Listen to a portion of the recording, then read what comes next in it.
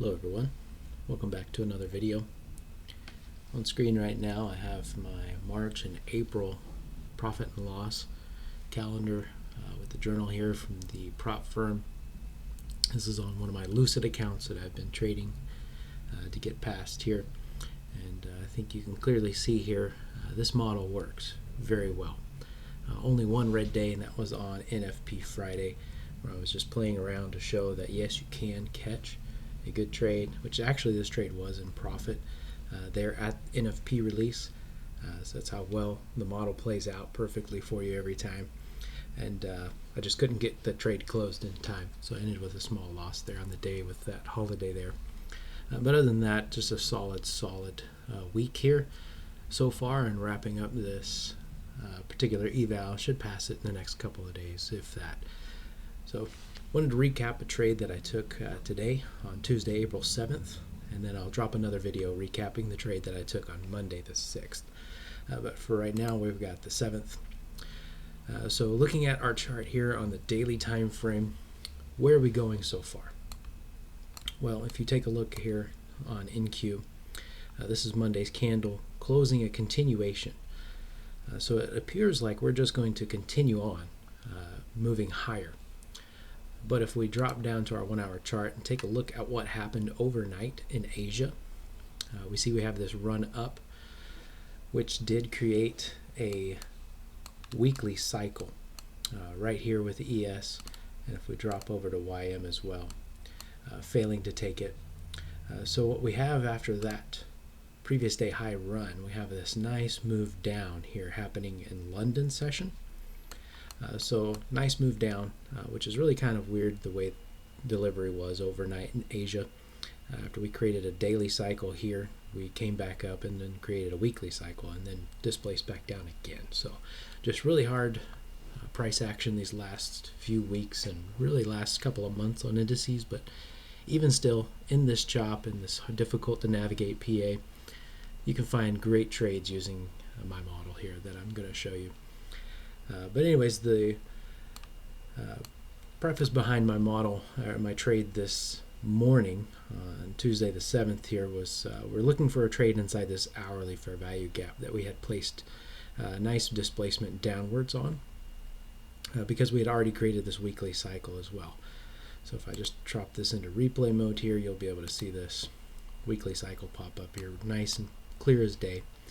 We had a true change in the state of delivery below that. So I'm looking inside of this hourly fair value gap for a 90-minute cycle to create a sequential SMT to drop us even lower to previous day low. So why the 90-minute?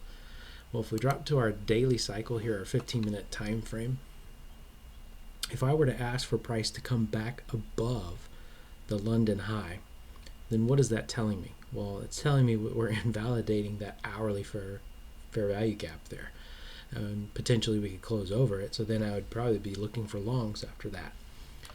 So instead, I didn't want price to even come near here. I wanted it to respect the gap, which you can see right at the end of 8 o'clock here. We actually had this run up to tag the fair value gap, which I thought was really nice because then at 9 o'clock, the 9 a.m. candle could then run up, take out the high on one of the assets, create our sequential SMT there, taking out a high inside the fair value gap, and then displace us lower, which is exactly what we got this morning. So if I drop down to my 90-minute cycle, you'll see that's exactly what happened, and I wanted this to happen after 9:30. I wanted 9:30 to set in the manipulation to then distribute, and that's exactly what we got. And over here, you can see on ES was the weaker, and YM also putting in a lower high here. So actually market executed here on YM as price was moving down.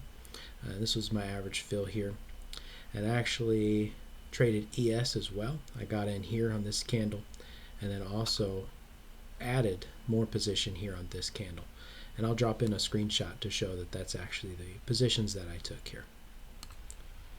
So here's that screenshot. You can see those are the actual positions I took. ES over here on the left, you can see I did take a sell right there in that candle, added another position on here, and as price was moving up. And then of course in YM I took my position here on this candle. Right about in here was my average fill. And then of course getting out of the trade down here, which I'll explain why did I exit down here and not wait for previous day low to get tagged. We'll explain that here as well. Alright, so back here again, ES here on the left, YM on the right. So I got filled in there, filled here, and of course took the trade here in this candle here. Trading down, expecting previous day low. So why did I take the trade off before it hit previous day low here? Well, if we look at NQ, we actually tagged previous day low at the 11 a.m. 5-minute candle. And we're still a ways away. We did negate the 90-minute sequential SMT here, which looked promising, but I didn't want to risk price reversing on us from there, creating another weekly cycle down here at previous day low. So I went ahead and took off my contracts here on ES, and then of course YM came back and took off here on YM as well, just because I didn't want to risk price reversing on us. And if we play out the rest of the day, if I just exit out of replay mode, you'll see that's exactly what happened as well. Price just reversed from there after tagging previous day low on NQ, and then just rocketed off again. And of course later on in the day in the PM session we saw a nice 90-minute sequential SMT there as well, pushing us higher to the 2 to 2.5 standard deviation on NQ and ES. So another nice play there in the PM if you were playing that session as well. So overall, really great day. Fantastic for taking the short out of the fair value gap here, having that be your context down to the previous day low on NQ. As soon as that was hit, taking off the trade.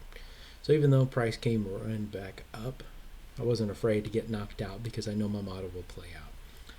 And so that's today's trade recap, Tuesday, April 7th.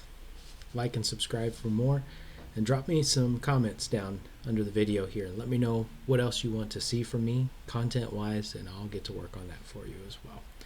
Appreciate it. Thanks for liking and subscribing. See you in the next one.